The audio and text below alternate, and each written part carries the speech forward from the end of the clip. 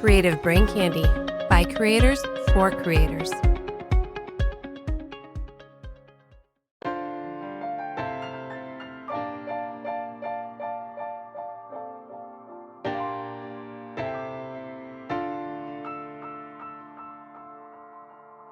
You're listening to Simply Stogies, a podcast dedicated to the cigar enthusiast.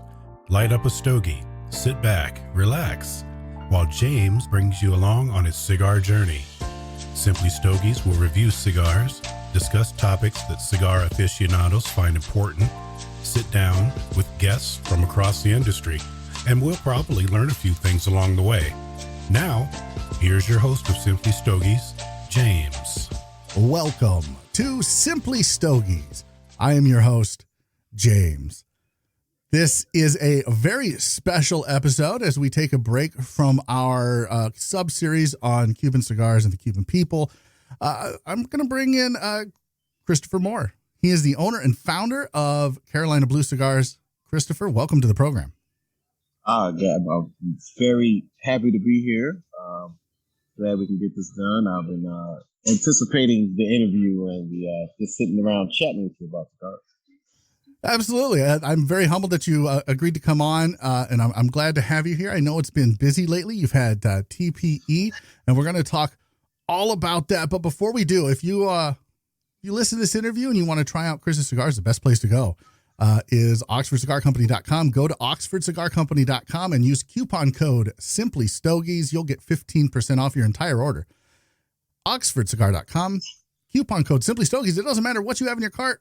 15% off, including Carolina Blue Cigars, and that's where I got the Carolina Blue that I have smoked, and they are absolutely fantastic.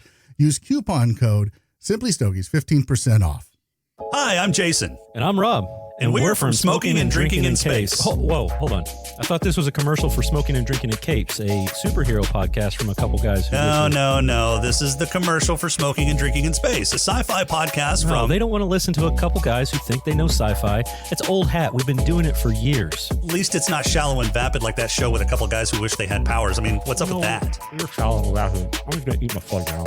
And you're an idiot. And you can catch both of us on Smoking and Drinking in Capes and Smoking and Drinking in Space at CreativeBrainCandy.com, along with many other great podcasts. Yeah, that's a good thing. You got hooked on a Carolina Blue from Oxford. That's my man Lucas. Lucas is awesome, right? Lucas is great. And we'll talk about that because you have some great relationships with some folks around the cigar industry. But Christopher, I really want to find out. Like, this is how I start off almost all of my interviews. Like, how did you start smoking cigars? Well, before I started smoking cigars, I actually worked in tobacco when I was a teenager in North Carolina, on the eastern side of North Carolina. Worked there for a while. You know, summers, make some money for school. You know, as we do as teenagers, just making some side money. I didn't really smoke until I joined the military. Really, it was a brief thing that I did as far as smoking for a long period of time. I did it, on my way in, and that was like 2 years after college, so to speak. I really right during college. Then I got some cigars to go in, and I was going into basic, and I said, I'm gonna smoke this, when I graduate basic training, and then I'm gonna smoke another one once I leave the AIT, the advanced individual training phase. So I never actually finished smoking the second one. I kind of forgot about it. Oddly enough, about 20 some years later, I found the second one in the trunk that I had. That was kind of awesome when I saw it because of all that I was doing. And then, did you smoke it? Like, I have to ask, did you smoke the one you found in the trunk? No. I think I still have it actually in a little box of, things that I remember, That's awesome.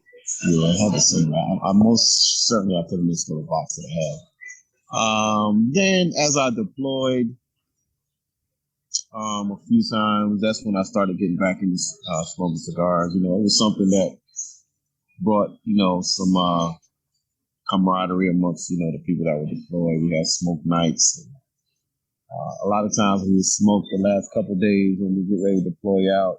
I'd not say deploy out, but we get ready to redeploy back home. We would smoke and be like, wow, we made it through and all that stuff.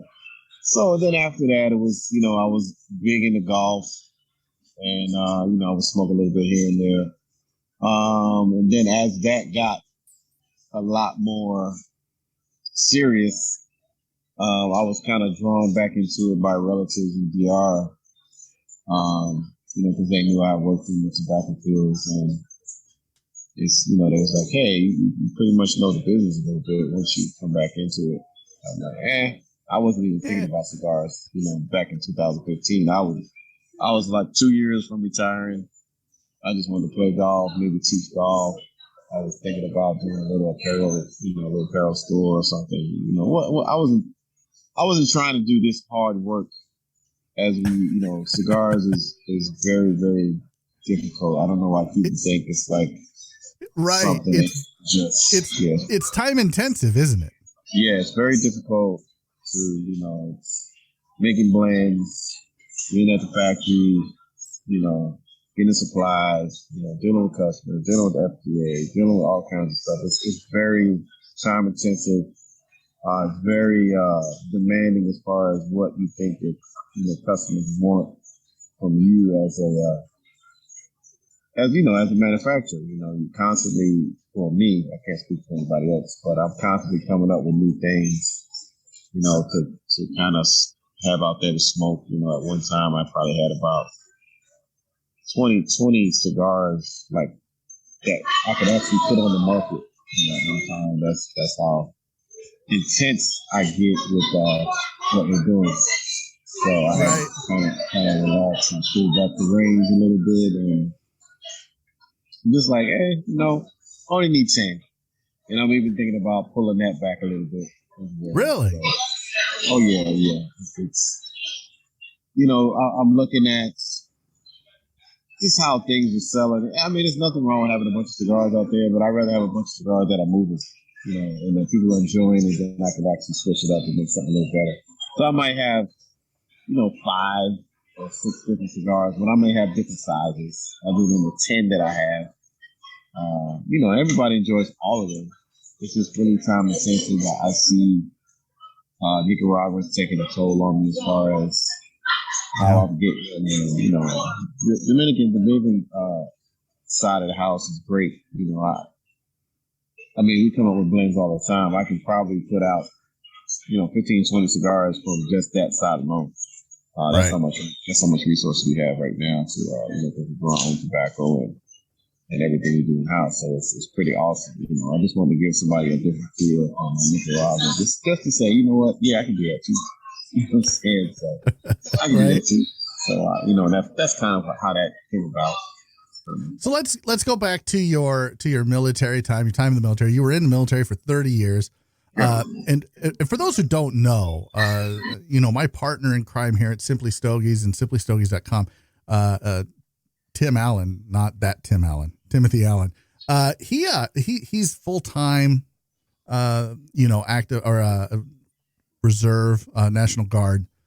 And so he hates it when people come up and say, thank you for your service. Do you hate that? Like, as someone who was in the military as long as you were, like, is that uncomfortable for you as a former, person in the military? No, I mean, I've gotten used to it.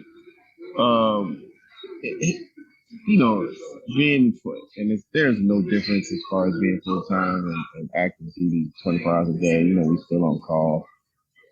But I always, just to keep it moving, I always just say thank you for the support and keep it moving. You know what I'm saying?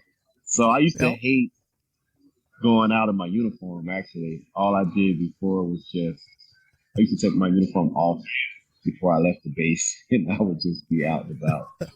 So, because one, people like to see who you are, and then two, you're kind of a target at the same time. You know what I'm saying? It's a double-edged sword. You never know who's around you. You never know what's going on. The world is just crazy now. You got to always protect yourself as far as what you're doing, who you're doing, who you're around. You're always looking to see what's going on. So it was always a challenge for me on that aspect. So it didn't bother me. The kids liked it. I was giving my rank sometime, but it is what it is. That's what we signed up for. It's better now than being back in Vietnam when they hated us. Oh, for sure. So, For sure. Yeah, that would have been that's a rough spot that a lot of people don't like to talk about, and for good reason. exactly. But in the military, I mean, you kind of alluded to it a little bit earlier that there is a cigar culture in the military, and it kind of sounds like it depends on the group you run with and the group you're around. I know with Tim, talking to Tim, this is a thing that they do, and it does build camaraderie. Like, what kind of cigars were you smoking in the military? And when you were smoking them, were you thinking ever like, man, this is really good, I really enjoy doing this, like this is maybe something I want to do later on? Or was it because you do have a background in tobacco, or was it just like, I'm enjoying the experience and I'm enjoying the camaraderie that I'm building with my, Yes, it was kind of the same. It was kind of like we wasn't really worried about, because, you over in Iraq or Afghanistan or Kuwait or wherever you were, in all those countries they disinfect that. It was really a little bit before the Cigars for Warriors. It was kind of, we bought cigars kind of like from the desert bodega, so to speak, and because they had everything in there. And every now and then, people would send some stuff. But we were just enjoying it. The cigar, if I would just sit there and just think about it, the cigars are probably awful. But we didn't care because we were just smoking and just having fun, and and that was it. And not until like I get back home and realize, like, damn, that was a fake ass Cohiba. You know what I'm saying? That was a fake Cuban. It was just like we were sitting around. It's like the beer. We didn't have alcohol, so we would drink what do they call that beer that doesn't have any alcohol? I forget the name. Oh, like the O'Douls and stuff. Yeah, near beer. That's what they call it, near beer. Near So beer. we would sit around and drink that. So we didn't know what the fuck we would, didn't have any alcohol.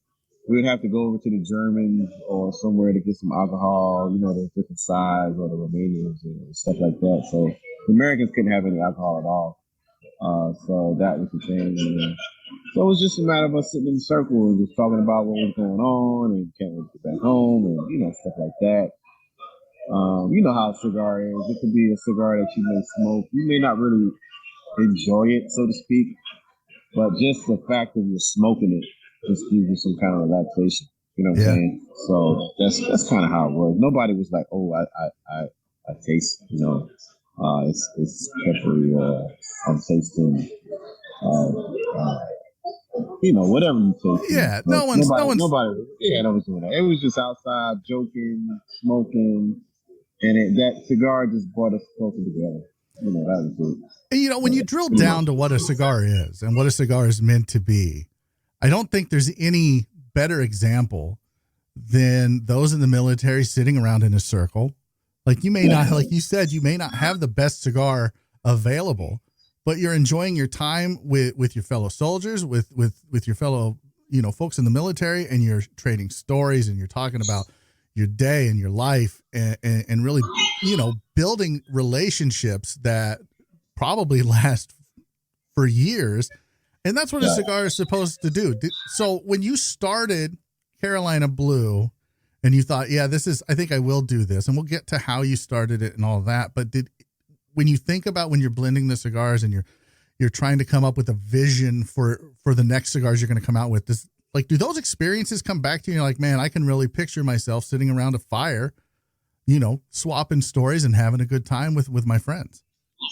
To some degree, it was, once I really got back into it and then really, saw how many cigars that were out there, then I really focused in on what the product would be. I really wanted people to enjoy it as far as, because I'm sure you've been to a factory or you've been to DR in Nicaragua, and you can just, or on vacation, you can just go anywhere and somebody just give you a damn cigar. Like, oh, it's good, and it's trash. You know what I'm saying? Because you don't know any better. So, but once you get into back into the groove, you know, you walk around, you start meeting people, they give you cigars, and a lot of the cigars taste the same. You know, you can go next door and they all start tasting the same. One, because that's how they enjoy their cigars where they are. You know, they stay in their own window. They like aroma, they like good, nice, mild flavor, or a medium flavor, nothing strong. So for me, my first cigars were Dominican. I had to bring something very different, you know, a lot of flavor. And we all have cigars that are front loaded, and then you get halfway and you don't taste them. You know what I'm saying? So that was Yep. I was smoking a lot of cigars, and I'm like, wow, is this what's really going on right now? You know, so that was my thing. I was like, we can't have cigars like this. So it took me like almost a year and a half to get 3 good cigars out. Wow. And you know, and for me being small, and then where I'm at now, those cigars were good. Actually, they taste a lot better now because I still have some. You know, from 5 years ago, I still have some I smoke when every now and then to see where I came from. And those cigars have aged pretty well over the years. They really taste, you know, Cuban-esque cigars. Not as much flavor as a Cuban cigar, but I can see the culture, how it, you know, went to DR and all the people moved, so it had that you know, that flavor. And then we moved forward, and that's my whole goal, is to just have people enjoy the cigar and just give you what the island has to offer. You know, Yeah. whether it be DR, whether it be Nicaragua. You know, I don't really have strong cigars. I have medium plus cigars, but you taste all the tobacco from the foot to the shoulder, and that's right where I wanted to be at. So You know, that's how it is. it's interesting that you brought this up, that, you know, you have cigars that you blended 5 years ago and they're still amazing, and you're getting a lot of flavors from them. But when manufacturers make cigars, they typically make them to be smoked right away, right? Like that's, right. yeah. Right. So, but do you, when you're going through this process, do you ever think to yourself, what is this going to taste like in 3 years, in 2 years, in 5 years? Is this going to last if somebody wants to age it? Or are you just like, or do you, when you blend it, you're like, no, this is meant to be smoked now, like smoke it now? Yeah, it's funny that you say that, because I was actually talking to somebody about that about 2 years ago, and we were like, man, because like I have a cigar, a Nicaraguan Imperial, we call it the Fire Stick, and the cigar in the beginning was really, really, really strong, you know, peppery, not strong to the fact of burns your palate out, but a stronger cigar that, you know, has a lot of pepper in it, and it was really, you know, good cigar. So yeah. I had some for about a year or so, and I smoked it again. I'm like, wow, the cigar has changed to a more sweeter cigar that I didn't expect it to do. So then I was sitting there, and I'm sitting there thinking, I'm like, wow, I can't have cigars like people would make a whole bunch and just have it sit on the shelf. I'm like, I can't do that. Right. Because what I'm trying to give you in the beginning is what I smoked when I first made it. So I try not to have cigars sitting on the aging room for more than 3 or 4 months. You know, 3 months we age them before we ship them, and then I want them to be sold within, you know, 3 to 4 months. Yeah. Anything after that, you know, it's gonna kind of like start to settle and, you know, and not lose flavor, but it's like I use that analogy like spaghetti. You cook spaghetti today, you eat it 2 days from now, it's really, really, really good. You know what I'm saying? Like, wow, I didn't know this sauce was gonna taste this way. You know, because all of whatever you put in it finally, you know, got into the spaghetti or whatever you use into the sauce. It's just different. Yeah, the flavors marry. They come together. They marinate. Yeah, exactly. Yeah. So yeah, absolutely. That's the thing. We try to move things within the first 3 to 6 months. That's the best time to get a cigar. If you find something that's like a year old, I know people like to say, "Oh, look at all the age. The cellophane is brown." Like, but you just lost. It might still be a great cigar, but you just lost what the the blender was trying to give you. Yeah, You just let it do something. absolutely. I 100% agree with that. Now, I want to ask this question, and I don't typically ask this of folks in the industry, but I want to ask you, like, out of your cigars, because I wanted to try your cigars before I had you on the show, because I wanted to kind of know what I was talking about, right? Right. And so I ordered the signature series sampler from Oxford. Okay. Like, what is out of what you blend and what you put out, what you produce, what's your favorite cigar that you make? My favorite ones that I like the best. I really like the Limitado. I don't smoke it a lot because if I smoke it a lot, I'll smoke them all. So it's weird that you ask that. I don't really smoke my cigars on a regular basis. Like today, I smoked the Dominican Puro for the first time probably in about 3 months. And it's still just as good as it was before. Limitado, I might smoke it maybe once a month, maybe once every other month. But right now, my Limitado and my Habano box press are probably my two favorite ones. My regular chill cigar, which is I just want to smoke and just relax a little bit, is the Black Bear because it's long. It just has this chocolatey, coffee, peppery taste to it, and it just kind of like puts you in this nice mood. And those are like my three go-tos. If I'm just like want to smoke something really quick in my blade, I'll smoke in the Habano. I'll smoke in the box press. Now the sleeper out of all of them is the Nicaraguan Connecticut. That is probably my strongest cigar out of that. I don't think we had that yet. I'm gonna have to get you one of those. It's in the 101 series. That cigar carries a punch to it. Like so. I guess for the last month, I wasn't really in the mood to smoke because I was so busy. And I finally smoked one probably a couple of days before I went to TPE, and that cigar had me on kind of a nicotine high. Oh, wow. I really sat in the chair and I'm like I really needed this. You know what I'm saying? It's one of those moments. And I gave some to people at TPE. They're like, wow, this has a lot of the hero in it. It's just how we blended it. And it's really not your. Even a Dominican cigar has a lot of flavor. Nice Lajero blend where you get, a nice little spice, bitter spice. You would think it's a lot of Hero because kind of how I did it, but it's not. It's just the leaves that we put in just makes it pop with the V-serves that we use. And it's awesome cigar as well. But that Nicaraguan Connecticut, which I used to have a Corona, we changed it to a Toro, so to give you a lot more flavor in that cigar. And it also has a little sweet undertone at the same time, which is impressive as well. Like, you don't like to front load your cigars, like you said earlier. Your cigars, from what I have tried, have been complex and nuanced. Nothing really beats you about the head and face.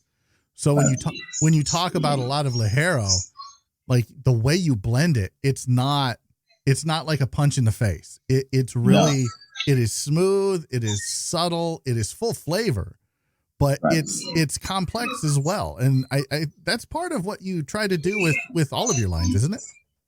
Yeah, because you're the customer. Like you can some of these, and I'm not.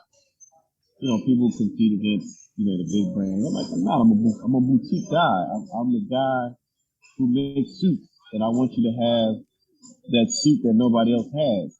And that's how I do the cigars. And if you smoke two of my cigars, I want you to go smoke somebody else's. But I say at the end of the night, you're like, hey, let me grab one of them Carolina Blues on my way out. And then that's just how we do it. Not to kill your palate. Enjoy the evening. Because I smoke cigars. I know you probably have. You smoke one and like you're done for the day. Like I'm good. I don't think your palate is dead. It's like it's just to not go with your chemistry of your body. You're just trying to hold on to it. I want that full cigar. It don't even have to be a full cigar. It could be something that's really earthy that just not fit you, and you're just trying to just hold on to it because either you heard it was a good cigar, or it's the thing that's going. And rather than put it down and find something else that works, a lot of people just fight through it. That's the wrong thing to do. Yeah, that's wrong. So you said something that kind of caught my attention. You said that you don't want to blow somebody's palate out, so to speak, and you want them to be able to smoke another cigar, and it doesn't even necessarily have to be your cigar. And that's something that I've heard a lot, but I only hear it from boutique manufacturers. Boutique manufacturers, boutique cigar makers understand, like, there are a lot of other brands out there, and you are probably not going to just smoke a Carolina Blue. You are going to smoke a whole plethora of stuff because there is a ton of stuff out there. Right. Why is that perspective unique to a boutique cigar maker like yourself, as opposed to, you never hear a Rocky Patel, and this isn't a slam on Rocky Patel or anybody else, but you never hear a Rocky Patel say that. You never hear, Drew Estate say that. You never hear, I've heard Pete Johnson say it, but you never hear, it's like some of the bigger manufacturers say it. Why is it unique to a smaller manufacturer like yourself? Well, we have to, you have to understand that you're not the only player in the game. You know what I'm saying? It's a matter of, I want someone to smoke another one because my cigar might bring out something different than, we'll just say, a Rocky Patel. So if I make it enough where you can try mine again, then, because a lot of cigars or your mind is already kind of like already, your taste buds kind of say what your brain is thinking. And then you're like, oh, I just had this Rocky Patel or whoever, Drew Estate, whoever. And then you smoke a Carolina Blue, like, oh, that's different. And you're like, oh. And you may grab a couple and like, you know what, I'm going to just hold on to these. And then whenever I want to smoke something different, then I got my Carolina Blue to smoke. And that's kind of how it is. It's just like going to a little, you might always go to Ruth Chris or something like that. Because it's mainstream. But then you know about this little steakhouse, in the cut somewhere. And you're like, you know what, let's go over here to, Dave's Steakhouse tonight. Because Dave makes his steaks a little extra. And that's kind of how I make it, And the one thing is I understand about the big guys is they have so much tobacco. They have to, they're into volume. I'm not into volume. I'm not saying their cigars are, I can take my time and I can say, you know what? Let's change the wrapper on this right now. I can come in mid-season and come out with a Brazilian Aparato, or I can give you a Pennsylvania Broadleaf, in the same blend, where a bigger manufacturer may have to wait a season, until most of that stuff sells off, because they don't want to be stuck with the same thing.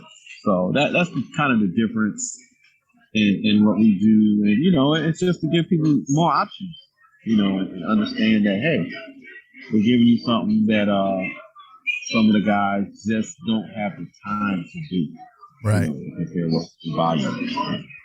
What are some of the challenges as a boutique cigar manufacturer? Because, the big guys have a different set of challenges than what the smaller guys do. And you're a boutique, and as Jeremy Castagli would put it, boutique as fuck. Like what are the set of challenges that you have that maybe your customers, your consumers, and even your retailers just don't have a clue about? It's just it's just a matter of, like, who are you? That's the question. Like, I never heard of you. So you're always in the realm of, I don't want to say proving yourself, but you're always kind of in an uphill battle with recognition of who you are. Cigars are about who you know. The business is about who you know. You can jump on Pete Johnson's wagon, and if Pete Johnson puts a good word out for you, then some of his customers will run to you, or anybody, Steve Saka, any one of those guys. It's all about making quality cigars. And the thing about a boutique, a brick and mortar can have a bad experience with a boutique, brand. Mm-hmm. And they'll just be like, you know what, I didn't have a good experience with a boutique, or whatever it may be. But you can have that same kind of experience with a larger brand, and it's like no big deal. It's the same as like going to a restaurant. Like we've all been to IHOP, right? We've all been to IHOP. Oh yeah. And at some point, the food ain't that good. Sometimes, you know what I'm saying? But we continually go back. Yeah. Because it's something about IHOP or Cracker Barrel that we just like. And it's hard. We don't, as a boutique company, we don't have that mystique yet. We're like, wow, every time I smoke it, this is what I get, But me, I make sure all of my cigars are the same. I have yet to encounter anyone to say, you know what, I smoked one of yours, it was too dry, it did this, it was, had whatever, too airy, because we take our time, and instead of rolling, 1,000 cigars a day or 10,000 cigars a week, we like 200 cigars, 300 a day, take our time, test them, and we put care into each one of them, we get the best tobacco, we test them all. I randomly go in and grab some and smoke it, and that's the out product. That the product represents me, and I want to give a good presentation or good product to whoever smokes that out of this. Yeah, no, absolutely. And I feel like, at least for me, boutique is quality over quantity. It's not so much that you couldn't be a bigger player in the game, so to speak, but that you're more concerned with the quality of the product you're pushing out than the amount of product that you're pushing out. Do you find that to be true for yourself? Yeah, it's like now we have distribution with Louisianese. I'm still in that, like, I'm not gonna do more than a certain amount, every month. I'm not, or every quarter. I'm just going to keep it at a certain amount, and we're going to stay there. And we're not going to start making any more cigars until we get to this number. And when we get to that number, then we'll start making cigars again. So it is quality, very much so quality. Like I said with tobacco, we have some of the best tobacco in Dominican Republic by far. That's just not me talking. That's just people from bigger brands have said it. There's larger companies than we are, but we grow some of the best tobacco in Dominican Republic, and we have some of the best connections with other farms that we can go to if we need to get some more tobacco. And that's the quality aspect. Yeah, I actually heard you on a podcast last year. In fact, it was at the last TPE, I believe it was, where you said where some of the tobacco is from.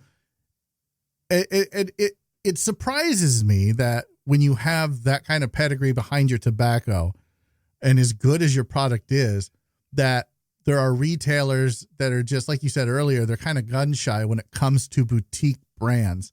And even more than that, some retailers may just not be a good fit for you as a manufacturer. So how do you, like you said, it was an uphill battle. How do you get those, like, how do you change the hearts and minds of the of the retailer, and then how do you choose which retailer you want to be in and which one's like, this isn't really a good fit for me? Yeah, it is. I'm the fact that all money is not good money, but so it one, I kind of use the if I want to stay boutique, I have to use kind of the Chick-fil-A model, where there's not a Chick-fil-A on every corner like McDonald's. It might be two in the city.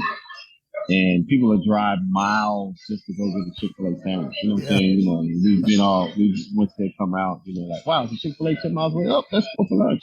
We'll take that drive just to get it. You know what I'm saying? And that's the kind of the thing I do, to where, I look at stores that are mostly boutique because they know how to push a boutique brand. If I go to, I get a lot of stores that have, thousands of cigars. And my question is like, well, how are you going to sell my cigar? and they don't know. I'm like, people come to your shop and they want this particular cigar. Most of your, that's why you have 80%, mainstream. And then when they talk about boutique, they go with, we have Steve Stock. I'm like, that's not boutique. We have Roman Capital. That's really not boutique. And they talk about, like those are bigger brands. Like, how are you going to sell an unknown cigar? And it's like, if you don't know how to push it and cater to a customer's palate and say, you know what, I don't have that particular cigar, but I have something that will really, that you can really enjoy, other than like, hey, give me that, Spectrum, or hey, give me, that, whatever, LFD, double Hero, that's because that's what people, they go and they already know what they want. Right. So it's just a matter of getting people to expand their palate, like, hey, try this, see what you think, because automatically they look at it like, I never heard of this. So in their mind, like, it's not going to be good. If I would take the ban off of my cigars and put them down with some other people, and we all know what they are, like me and you, smoking, we put them down and say, all right, try these 3 or 4. And I don't want to say I'm tooting my own horn, but I'm gonna toot it. Toot away. I can say that my cigar would be within the top 1 or 2 every single time, because from a flavor standpoint, I would agree with that.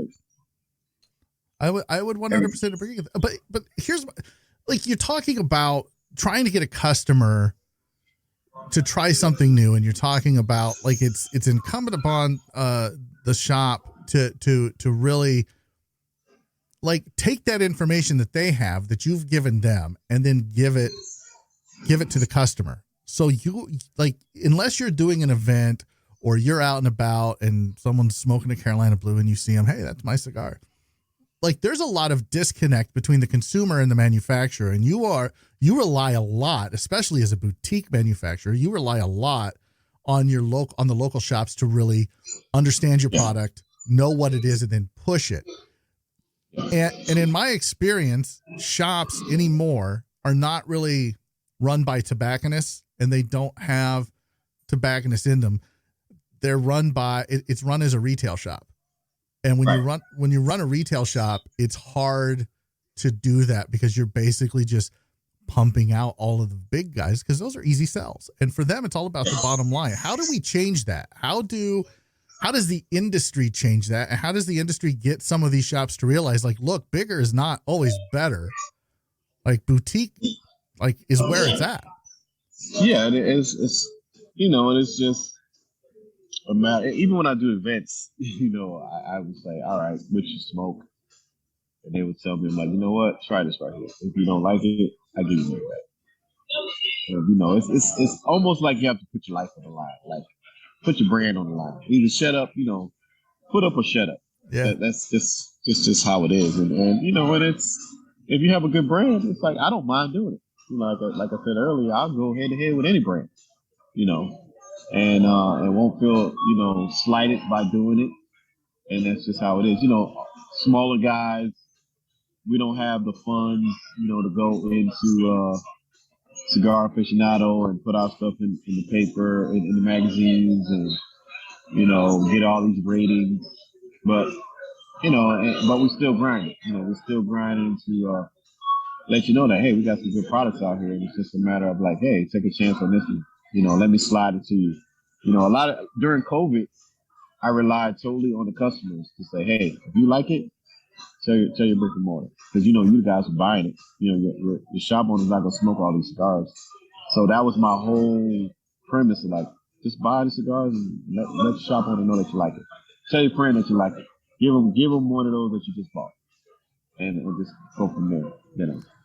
Has social media played a part in that? It has. We do a really good job with social media, that we concentrate very much on the cigar itself. We don't try to do anything extra to catch your eye. Everything is very genuine that we do. So, we try to cater to the casual smoker and let them know, like, hey, this cigar is for you. It's especially here in the Carolinas. It's homegrown. A lot of times I get, is this grown in North Carolina? And you have to give them that look. And say, tobacco in North Carolina, Chapter Cigars, stuff like that. Right. So, it's chewing tobacco and cigarettes. That's how most of the tobacco is in the United States, other than Texas and Pennsylvania, Connecticut. They have a small region that takes tobacco. But, and a lot of the tobacco seeds are taken to these other places and grown and just called Pennsylvania, stuff like that. People that just don't know little stuff like that. And that's just, it's just education. And, a lot of things that we do at events, we do like different education to get people to taste different, leaves, and they understand like, wow, these guys are doing it. Then when they actually smoke it, it's like, wow, this is what he said it was, So, and that's all I can do for the moment. It's just a matter, it's a marathon, Yeah. It's a marathon. And, not a sprint. And I'm taking it. Yeah, it's a marathon. Right.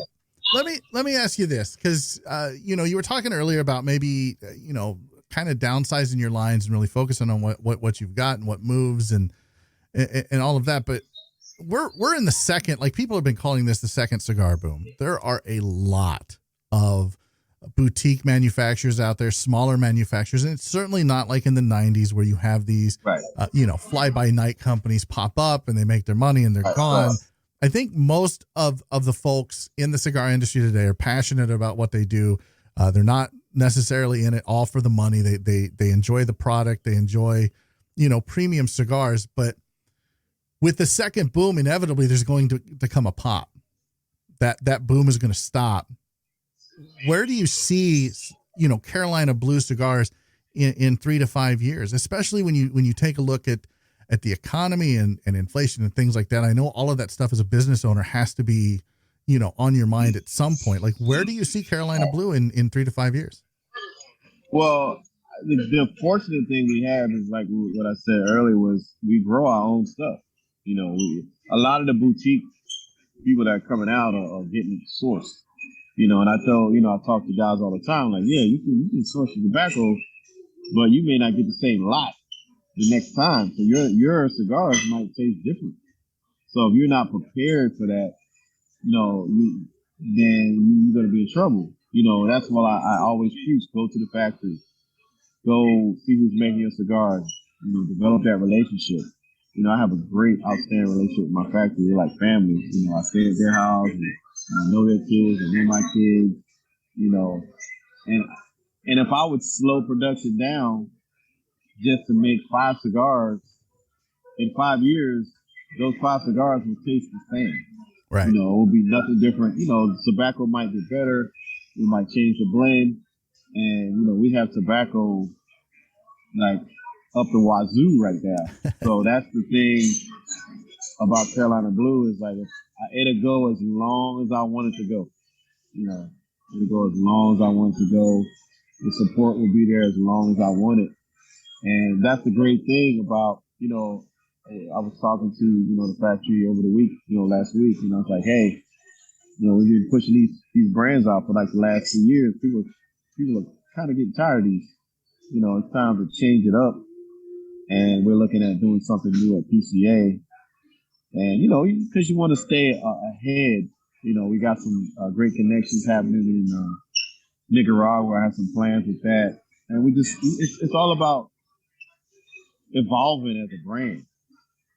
You got to come out with something different. You got to come out with a different flavor, come out with something that nobody really thought about. It's just, and everybody has that same mindset to do something different, but it's all about the resources that you have. Can you keep it up? We've seen over the last 6 months that all these different, fly-by-night cigars will come out with all these different bands on them. One is because they're small, there's something they made, and we just get rid of it. Or it might be something that's sitting on the agent room that they just need to sell, and I can call it Yabba Dabba Doo with a nice band, and people will run to it because it's from, a certain owner. Yep. But because can you produce that for 2 years? And a lot of them, you say no. Because a lot of those cigars you cannot find. That's right. They're gone. They're gone. But if I came out with something with a crazy band, guess what? I can make that for 2 or 3 years and keep it going. And And that's something. that's why I'm not worried about it. And that's something that I think cigar smokers as a whole don't understand. Like, there's a difference between marketing and and passion. And marketing is one thing. Like you said, you can call it yabba dabba doo, slap a nice little band on it, pump it out, but it's not going to last. People will go smoke it. And if it's good, great. Can I get more? No. Well, fuck. Like, why? Why would you do this to me? And if they smoke it and it's shit, well, the company doesn't care because they've already made their money. But when you've got a company like Carolina Blue, like, like, you have invested in the future of the company. You don't source your own tobacco, you grow your own tobacco. And there's a big difference because there's a lot of companies that just source it. Now, we've talked a little bit, like you talked about the PCA, you've talked about TPE. I want to ask you, as a manufacturer, because there's a lot of, or there has been a lot of drama between manufacturers and the PCA. Do you feel, and you just were at TPE, do you feel like the industry as a whole can continue to support two trade shows? I can say for me, just looking from a cost perspective, no. It's a lot of money that goes into that, and you're hoping that you're going to get sales. You know, the big guys are going to get theirs because a lot of the brick and mortars are going there for their 10%. You know, they buy 15, 20 boxes, they get an extra 5 and all that stuff. Yep. I can't really do that. I'm going as trying to get a whole bunch of new sales. So I'm competing in a sense with the Drew Estates, the you know, whoever else that you want to do to try to get my sales up, to get new customers, you know. And I think it should be, you know, TPE event is great because of the whole, the environment is crazy as far as the electricity in the air is outstanding. From a manufacturer standpoint, PCA is more profitable or a better event per se because I'm getting a one-on-one with an actual shop owner. Yeah. I don't know who I'm talking to at TPE.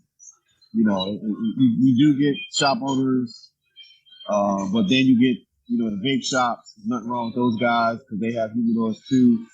But again, you know, they can buy 10, 15, 20 boxes of all the mainstream, stick them in their shop, and they're just grabbing those. Yep. You know, the smaller shops, they're actually pushing cigars to make money. So that's, you know, that's the difference between the two events is, you know, it's very difficult to, you know, decipher the risk and reward, so to speak. You know, you're giving away a lot of stuff with no return. Right. You know, a lot of people in general, you know, they come around, they want to sample, you know, you get their contact and you call them a couple times and blah, blah, blah. You get the whole little song and dance thing. I get it. You know, PCA, like, all right, let's make this deal right now and call it a day and make that deal and do what we got to do. And then you got to, you know, somebody in your camp. So that's what I kind of saw from last year. That's what we're hoping again this year. You know, I didn't participate in the PCA last year. I was there just to observe the difference between the two events. You know, I did TPE last year, and that was the difference between the two. There's a lot more business going on at TPE. I mean, at PCA. At PCA, yeah. Yeah. TPE is more the icebreaker, getting everybody back into the flow. You get some deals. You know, you get to hang out with people that you usually don't see. It's a little bit more looser environment.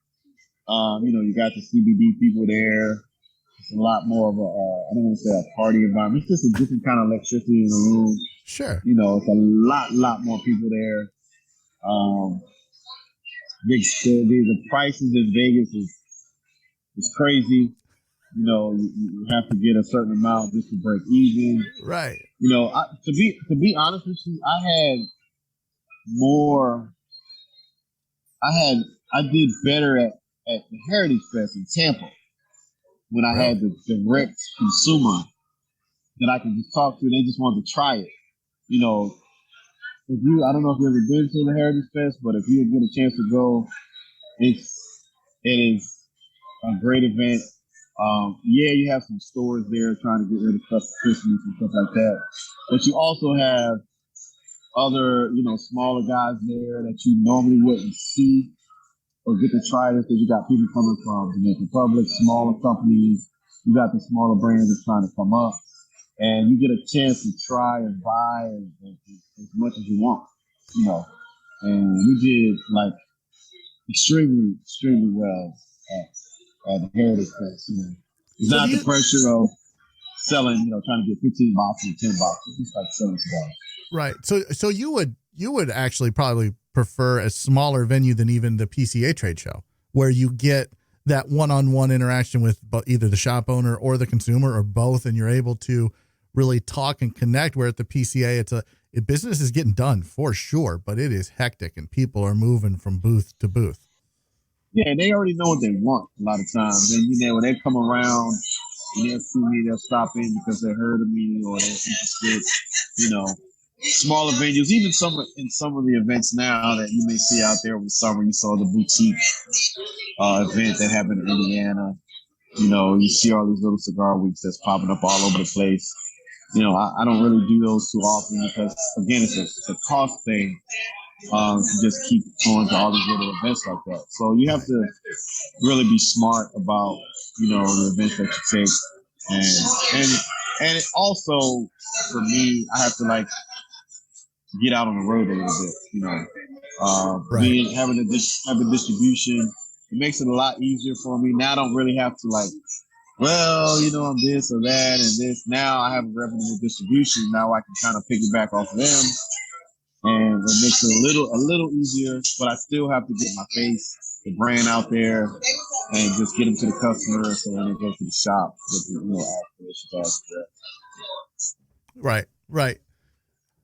Let me ask you this, and then we'll end it with some fun questions. But real quick, I mean, we talked about the PCA and the TP and kind of the difference between them and the crowds. And I kind of feel, and I want to get your take on this. I kind of feel like those who are, especially smaller manufacturers, who have to choose between the two, right? Like, I can't afford to go to both. Which one am I going to go to? Like, they're forced to choose, and TPE is the new hotness. This is the new one that everyone, like you said, there's an electricity and a buzz in the air. It's a little bit different than PCA.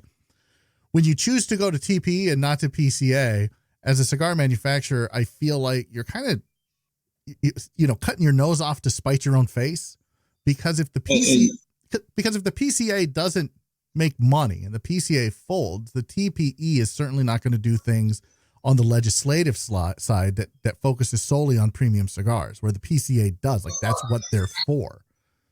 Right. Like, are those things that come into your mind when you're trying to decide, like, do I go to one? Do I go to both? Like, which one am I supporting? Which one's going to support me the most? Like, are those things that come into your mind? And again, that's something that we talked about. It's like, I'm not going to do this every year. It's a point now. It's like, do I do it every year? Do I do it every other year? Like this year will be the actual deciding factor as to which one that we'll do, which one that we'll go all out for. It's like pretty much I did TPE just to get rid of a lot of cigars that we had. We just had to move them. That was something that we were doing.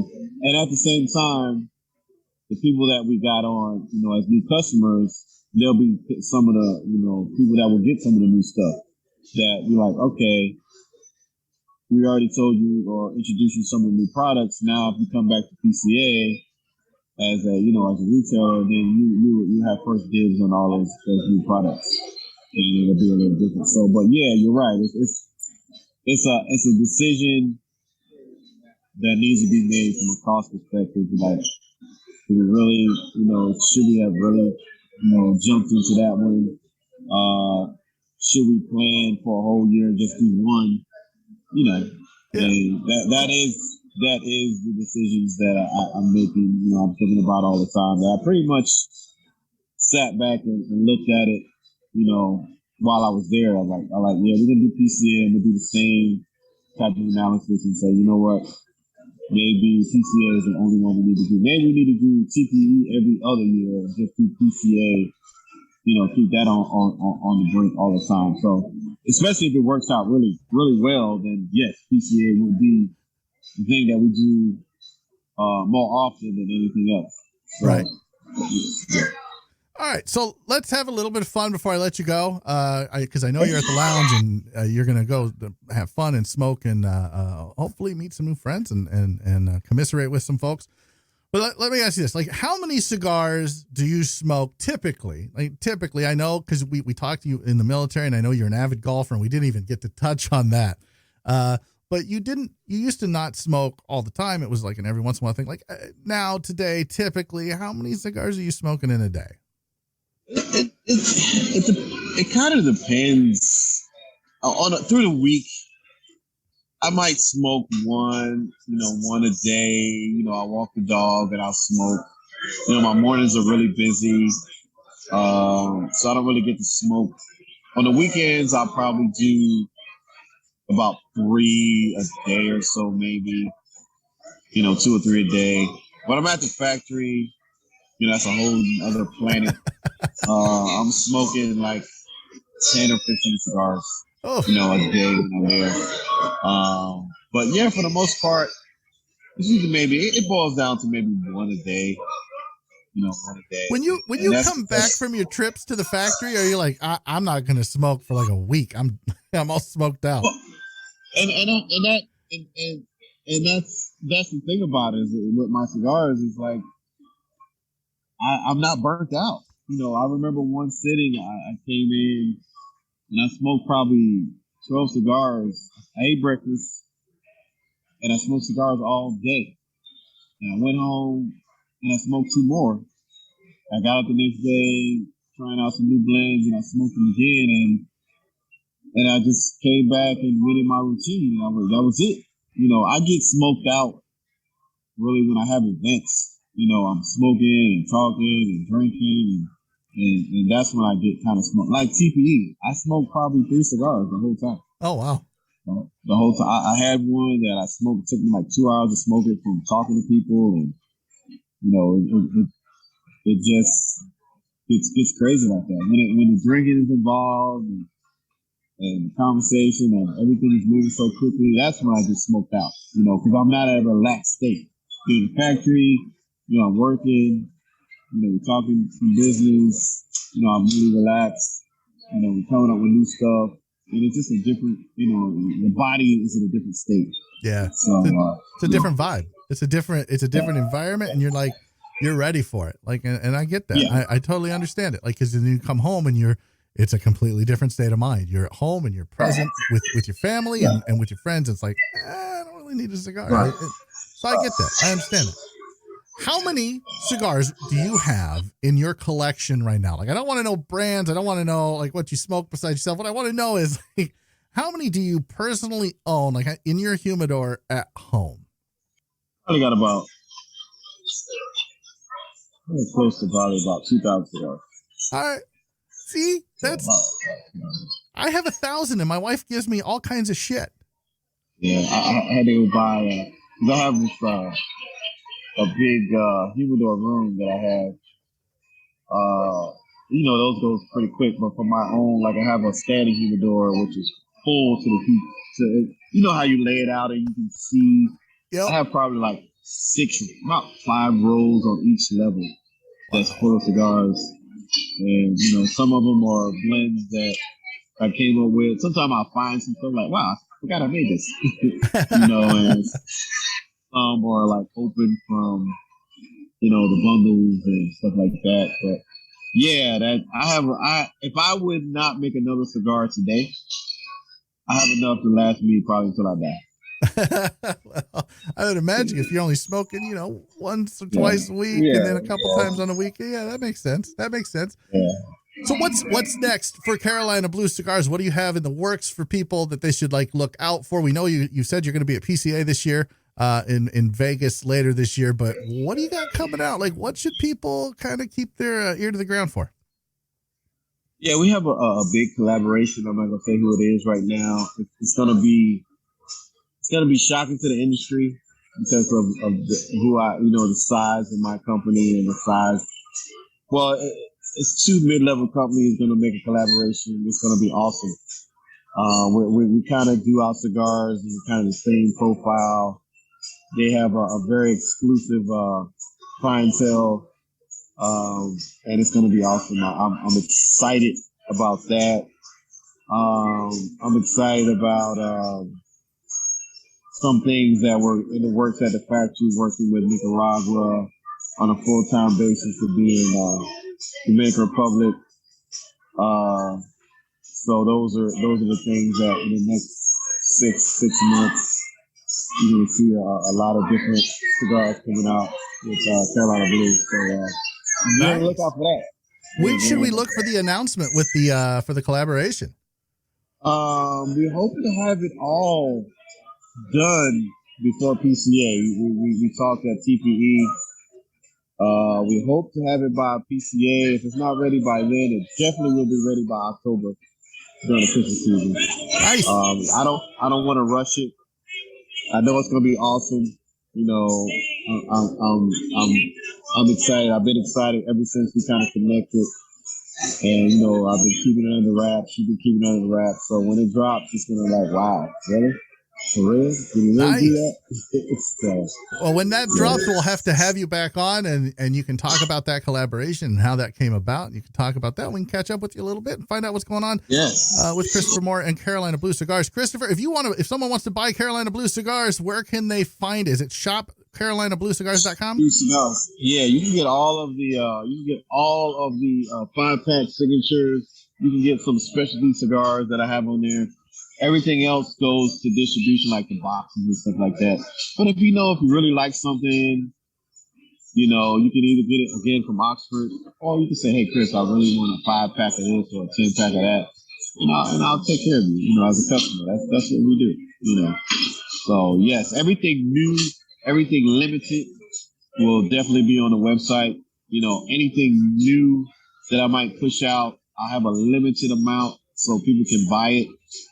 Especially if their shop isn't, if you're not in a location where one of our shops are. So a lot of stuff I will drop on shopcarolinabluecigars.com. We're actually updating the website, to announce a lot of that stuff, and build up the client list. And, it's going to be an exciting year in 2022. Nice. Carolina Blue for sure. That's awesome. That is awesome. Check them out, shopcarolinabluecigars.com. And send them a line, drop them a line if you're looking for something specific, and check out oxfordcigarcompany.com. They've got a lot of their stuff there as well. Christopher Moore, Carolina Blue Cigars, thank you so much, sir, for taking the time. I appreciate it. I'm humbled and thankful to get the time to talk with you today. It was awesome. Yeah, I had a lot of fun. I appreciate it. We finally got it going. And yeah, definitely I look forward to coming back and announcing new collaborations. And, you're a friend of Lucas, so you're a friend of mine. And I'm looking forward to the next time we talk. I appreciate that. We'll probably catch up at the PCA. We'll be there, so I'm looking forward to seeing you there. Oh, yeah. We might even have we're thinking about having a private event for some of our good friends on some of the new stuff that's coming up. So look out for that, and I'll definitely keep you posted on that. I appreciate that. Christopher Moore, Carolina Blue Cigars, thank you so much. Yes. And everybody be safe out there. And thank you for joining us for this episode of Simply Stogies. Join me next time, where I'm not quite sure what I'll be talking about, but I promise it'll be Simply Stogies. Stay smoky, friends. Thank you for listening to Simply Stogies. Visit simplystogies.com for the latest articles and reviews. Subscribe to our YouTube channel for the latest in video content, and please rate and review Simply Stogies on Apple Podcasts, Google Podcasts, iHeartRadio, and Spotify. You can follow James on his cigar journey on Instagram at Simply Stogies Podcast, all one word, and on Twitter at the Twitter handle at Simply Stogies. If you have a question or suggestion for James, or would like to be on the show, please send an email to info@simplystogies.com.